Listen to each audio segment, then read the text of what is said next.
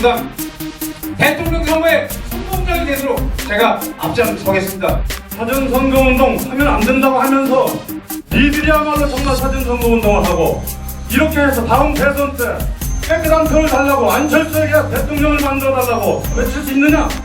이런 항의 전화가 빗발쳤습니다.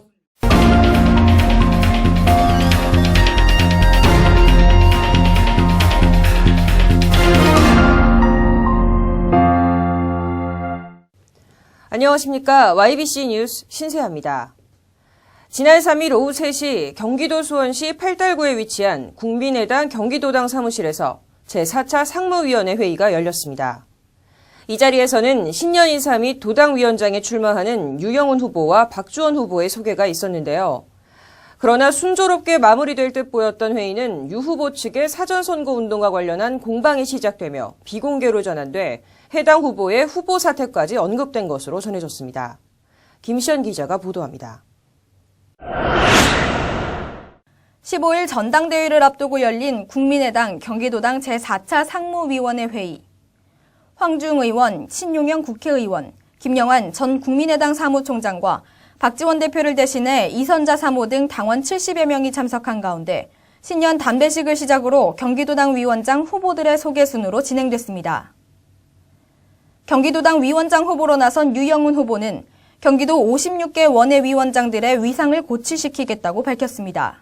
정치인 유영훈으로서의 최대의 소명은 원외위원장님들, 경기도 56개 원외위원장님들의 위치를 여동치는 전국 속에서 어떤 형태든지 지켜나가야겠다는 것, 여러분 저와 함께 가주십시오. 또 다른 후보인 박주원 후보는 행정 경험 등을 바탕으로 24시간 당원들에게 헌신하겠다며 지지를 호소했습니다.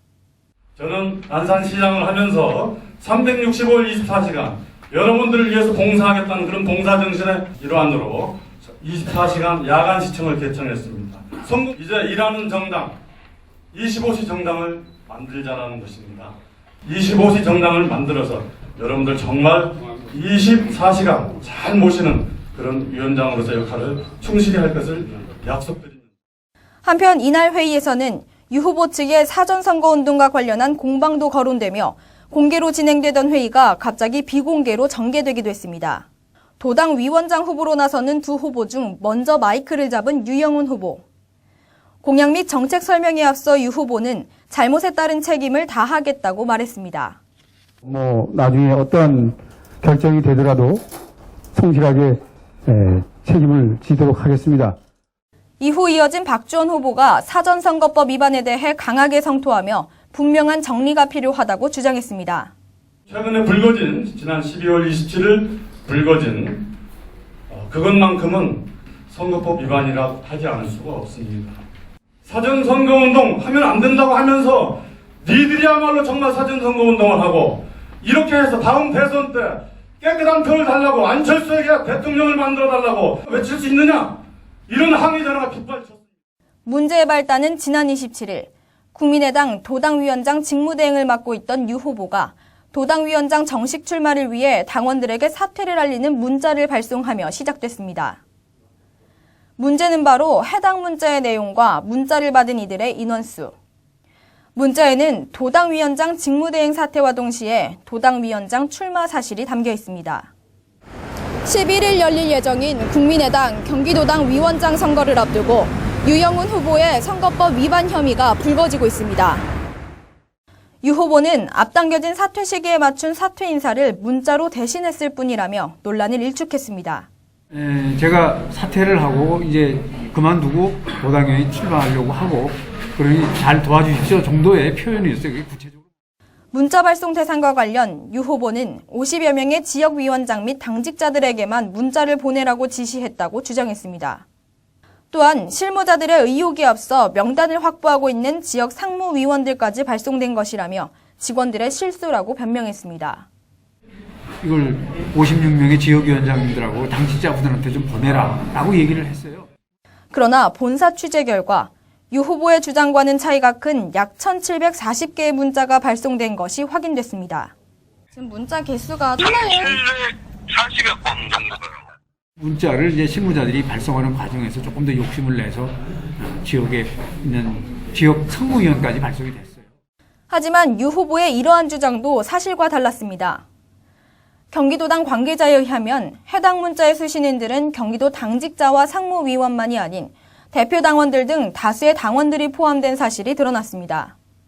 문자를 받은 사람들은 저쪽한테 당원이고요. 이와 같은 상황에 대해 당원인 A씨는 당의 이미지를 위해서도 강력한 처벌이 필요하다고 목소리를 높였습니다.